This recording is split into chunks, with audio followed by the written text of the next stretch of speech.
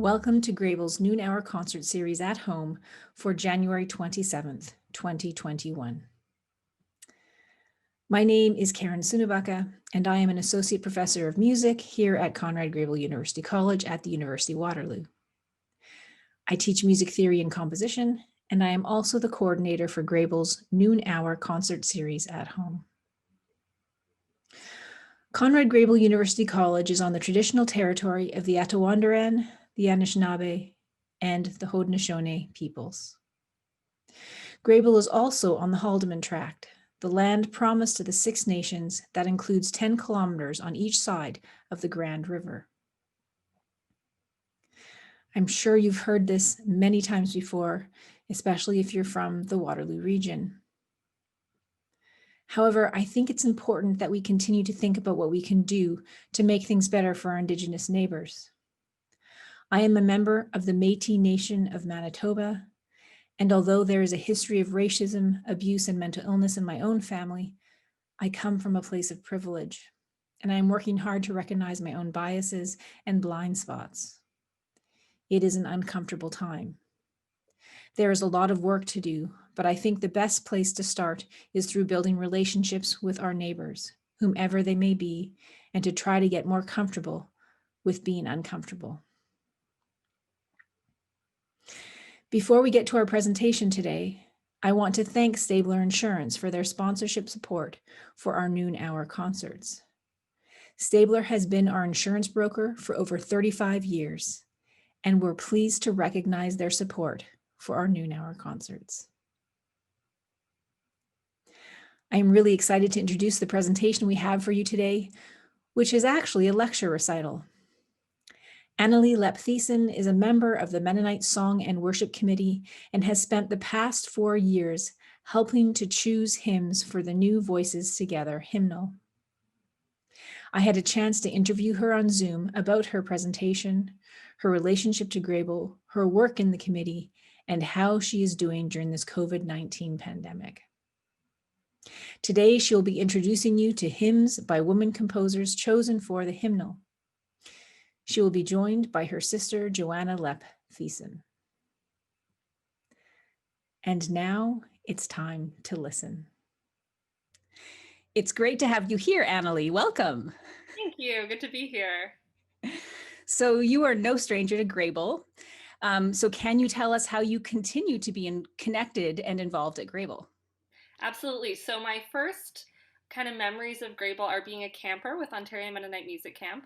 And I always describe that experience as being being a camper at OMMC, so formative, like one of the most formative experiences for me in high school. And so I was a camper at OMMC for 2 years, and just loved my time, loved being in Grebel, being in the chapel and all the good food and all of that. And then this would be my 5th summer back at Grebel directing for Ontario Mennonite Music Camp. So it's been really, really fun to be back at Grebel every summer a little bit, working with our youth and diving into music and worship and all sorts of topics, and a really wonderful staff team. So definitely one of the highlights of my summer, getting to be back at Grebel for a good chunk of it. Oh, that's fantastic. And that's how I first met you, actually, was your involvement with OMMC. Exactly. So that's great. Yeah. Although we have the Winnipeg connection, so I think that's helpful too. Yeah, that's true too. That is very true too.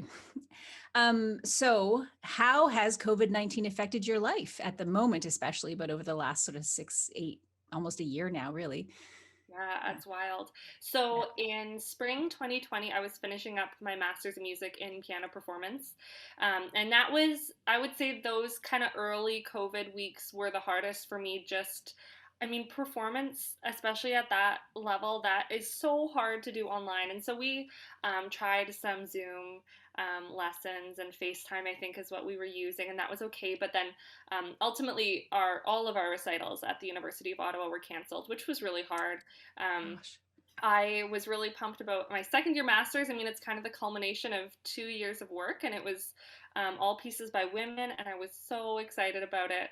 And so that felt pretty devastating to have that canceled. And then that was the end of my kind of performance studies. Now I'm doing my PhD in interdisciplinary music research, also at the University of Ottawa.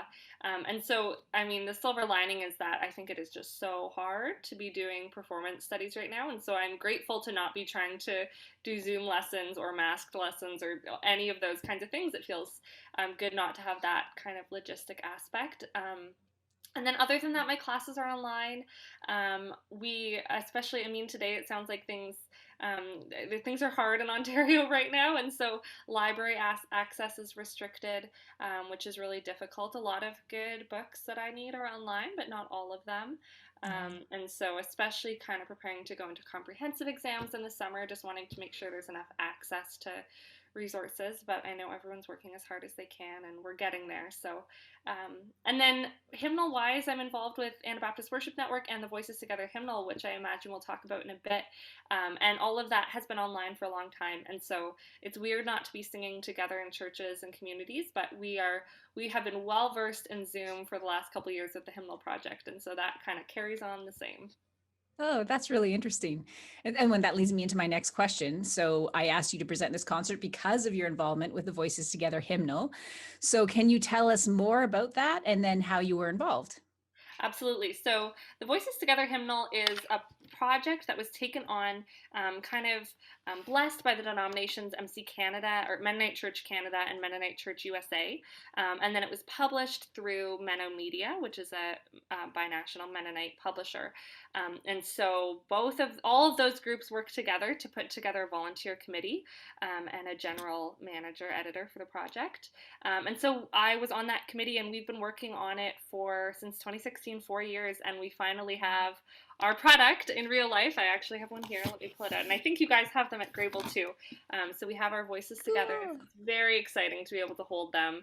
And so our hope is that this hymnal will replace the 1992 hymnal worship book and the Sing the Journey and the Sing the Story from the mid-2000s, and be our worship book for Mennonites. And so many churches have ordered, many more than we even aimed for in the first year. And so we're really delighted by how sales have gone. And of course, it's hard not to be able to launch it as we might have hoped.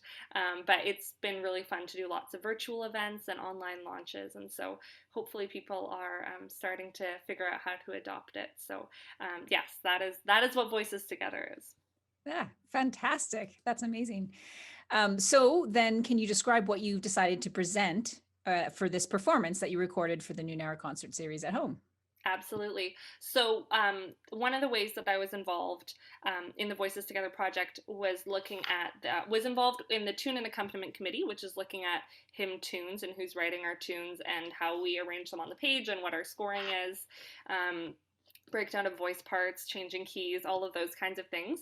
And then it was also involved with work on popular idioms, so things that fall outside of traditional four-part hymnody, so folk music and contemporary worship music.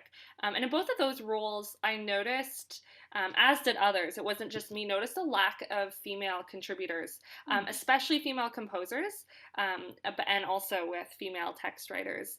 And so we just kind of, I mean, that isn't surprising if you know the history of Western music, and kind of that's a trend across the board, but we wanted to see how we could address it with Voices Together. And so many amazing people were involved in that, and kind of it was amazing to do with the support of so many people on the committee. But just really making an intentional effort to figure out how we can bring in and reclaim voices of historical women, and then also elevate the voices of women who are living. And so we made an effort to do that, and we really did increase the numbers, as you'll see. I talk about that in the lecture recital. And so it feels exciting. It's nowhere near what would be lovely. It would be lovely to have 50% women contributors, but there's been some really good progress made, and it was really exciting for me to be able to be part of reclaiming those voices and seeking them out and arranging them and bringing them to life. So very exciting. Wow, that's fantastic. I'm really looking forward to hearing this and to even getting to know this hymnal more over the next few years. That's awesome. So thank you so much for joining me today and for sharing your music with us. Thank you so much for having me. Hello, my name is Annalein von Freiburg, and I am so delighted to be offering today's lecture recital on women contributors in the new Voices Together hymnal. I'm a PhD student in the Interdisciplinary Music Research Program at the University of Ottawa, where I am studying women songwriters of contemporary worship music. I was also a committee member for Voices Together, acting as the co-chair of the Popular Idiom Committee. One of my recent undertakings has been the role of co-director for the Anabaptist Worship Network, a binational initiative that seeks to support Anabaptist worship and song leaders in making connections, finding new resources, and implementing new worship practices in their communities. I am especially delighted to be returning to Grebel for this lecture recital, as I have so many fond memories of making music in the Grebel Chapel, first as a camper and more recently as the director of Ontario Mennonite Music Camp. I hope that this presentation will allow you to experience some of the important additions to the Voices Together collection and will fill you in on some vital aspects of our committee process. The Voices Together committee made intentional efforts to consider how we represented a variety of genders, ethnicities, cultural contexts, spiritual and language expressions. All of these aspects were considered by previous hymnal committees, and we built on the incredible foundation laid by our predecessors. One of the specific areas that required attention was the inclusion of material from female contributors. We completed an audit of female contributors of songs in the 1992 Hymnal Worship Book, the 2005 Sing the Journey, and the 2007 Sing the Story. Here's what we discovered. 14.8% of text writers in Hymnal Worship Book were women. 9% of tune writers in Hymnal Worship Book were women. The Hymnal Worship Book was made up of 50% carryover material from the Mennonite hymnal, which was published in 1969, the same transition number that we aimed for with Voices Together. Because 50% of our material was from the previous collection, we knew it would take intentional effort to increase the numbers of women in Voices Together. We only had half of the collection through which to increase these numbers. We also knew that we didn't want to just include new material by living female composers. We wanted to go back and reclaim some of the voices that had been overlooked. In this lecture recital, I want to introduce you to some of these women's voices and share how they are represented in Voices Together. Through the work that was done by the committee, we were able to increase the number of women hymn writers to roughly double what they were in Hymnal Worship Book. There is still a long way to go, and there is a lot of work to be done, but we are encouraged by the progress we were able to make. Here are the numbers of women we have in Voices Together. 27.2% of the text writers in Voices Together are women, and 18.4% of the tune writers in Voices Together are women. Today I'm going to be sharing music with you from Kassia from the 8th century, Hildegard von Bingen from the 12th century, Annalein von Freiburg from the 16th century, and two 21st century Anabaptist women. These 4 songs were chosen partly because they span history, one song from every 400 or 500 years roughly, but also because they are songs that I have close connections to or have worked on intentionally through our committee work. There are many more incredible contributions by women that are part of Voices Together, and their stories deserve to be told as well. While today's recital focuses on pieces that I have personal connections with, I hope that as communities begin to discover the collection more fully, they will also uncover more of these stories. I'm delighted to have my sister and former Grebel student, Joanna Leptison, helping me share this music. I was very grateful to be in the same household as her over Christmas so that we could record these songs together. Our journey begins with a piece titled God Grant Us Mercy by Kassia, a Byzantine Greek composer and hymnographer who wrote dozens of liturgical poems and compositions. She was born in 810 Common Era and died by 867 Common Era. Her concise melodies closely reflect the rhythms of the text, and musical motifs symbolize and mirror the words. One example in this piece is heard in the musically descending phrase for "we fall before you," something you'll notice if you listen in the recording. This particular piece was transformed for congregational song by Katie Grebel, a text committee member of Voices Together and an ethnomusicologist from Columbus, Ohio. It is arranged to be sung alternating between a leader and the congregation, representative of the antiphonal choirs that may have been used at the time of composition.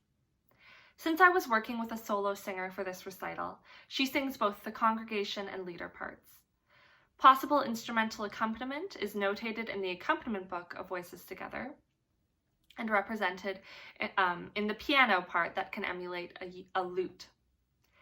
In pursuing this piece, Grebel adapted a transcription by Diane Touliatos, a professor of music at the University of Missouri who specializes in Eastern medieval chant, ancient Greek music, and women composers. Kassia's original manuscript is shown here, a clear indication of why Grebel needed to rely on Touliatos' transcription. Grebel used all of Kassia's original text with parts of her tune selected. The mode used by Kassia, hypomixolydian, is fairly uncommon in modern Western music and is highly melismatic. Grebel thus selected portions of the melody that were comfortable for Western singers, which she then transcribed for congregational use.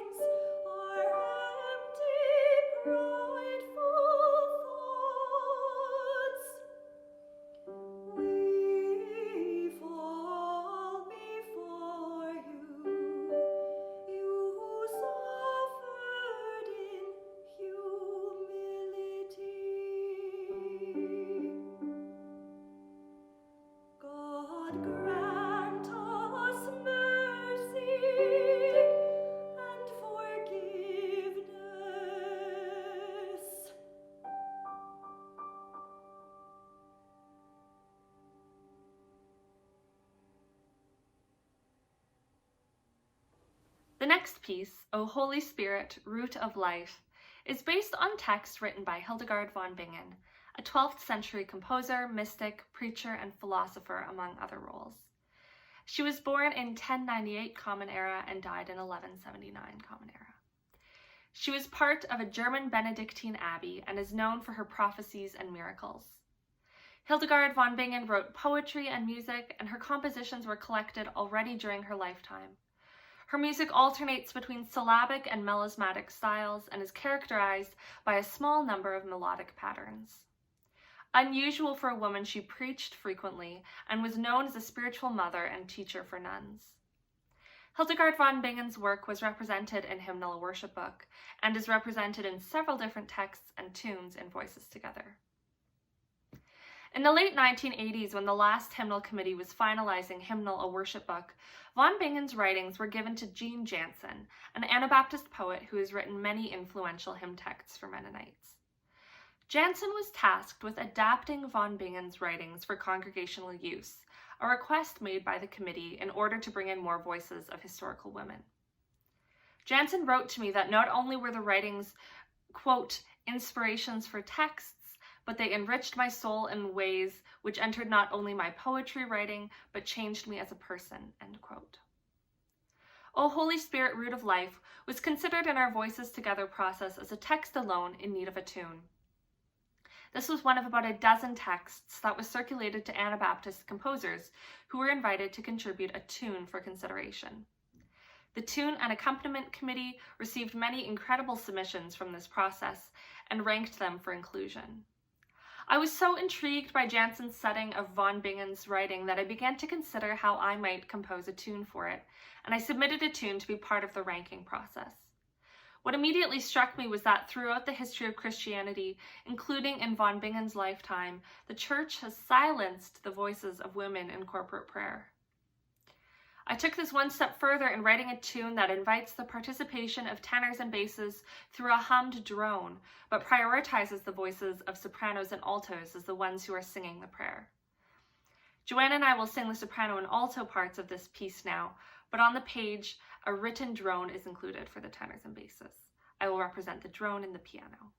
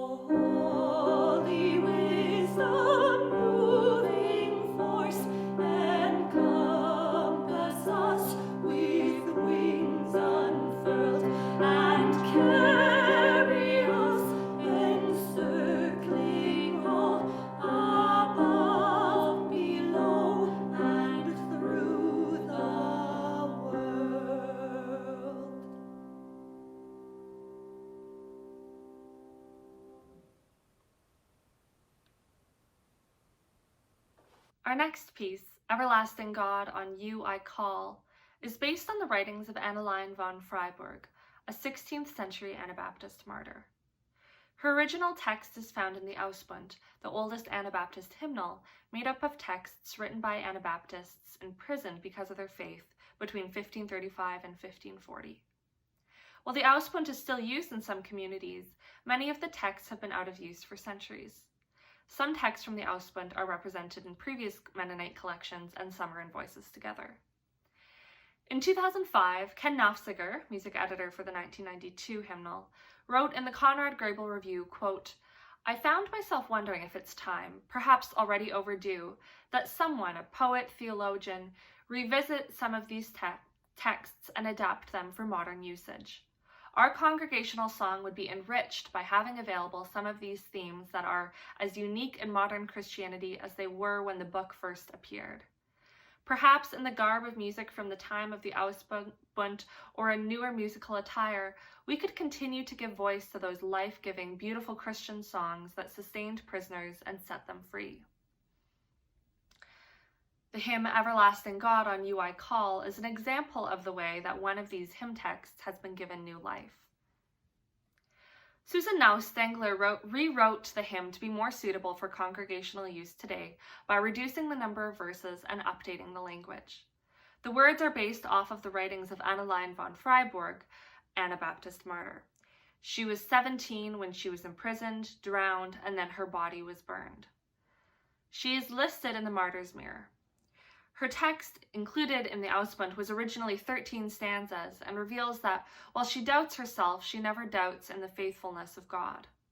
Says Naustengler, quote, "Even though I distilled her 13-verse prayer into 3 verses and tried to make her thoughts meaningful for 21st century Christians, I also tried to maintain as much of her language, especially her spiritual fervor."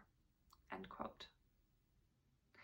I was immediately compelled to write the tune for this piece, drawn in by a deep sense of honor and respect for 17-year-old Annalein. Perhaps it is that our names are similar, or perhaps because I have learned so much about our early Anabaptist history through my education, but the idea of setting her words was immediately compelling to me. At the same time that Now Stengler's setting entered our process, we were also considering the musical idioms represented in Voices Together. One clear lack in the collection was jazz music. While I am in no way a jazz musician, I decided to set this text with intentional use of some jazz chords. The use of these jazz chords brings together centuries-old texts with more recent musical themes to infuse old and new in a meaningful way.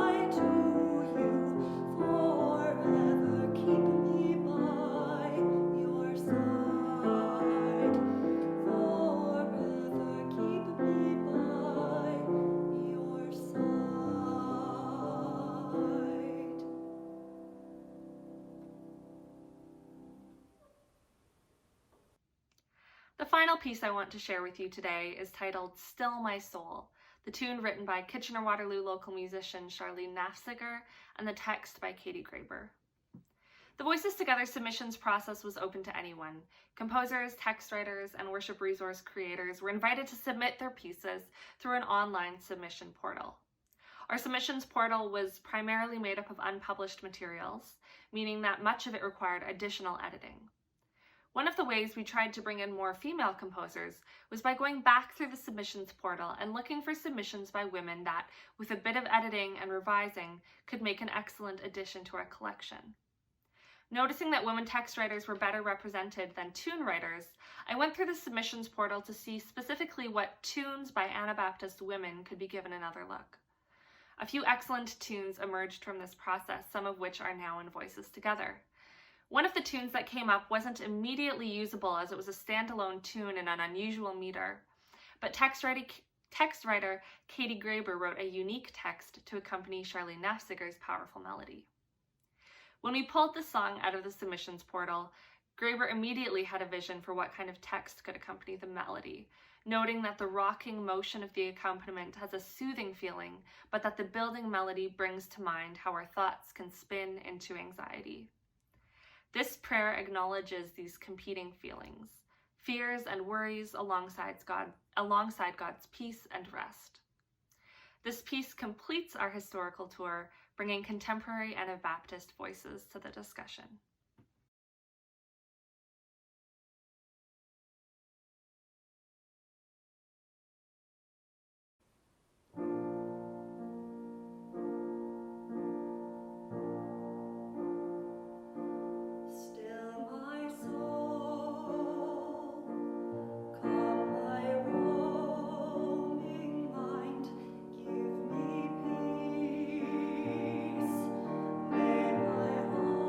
Heart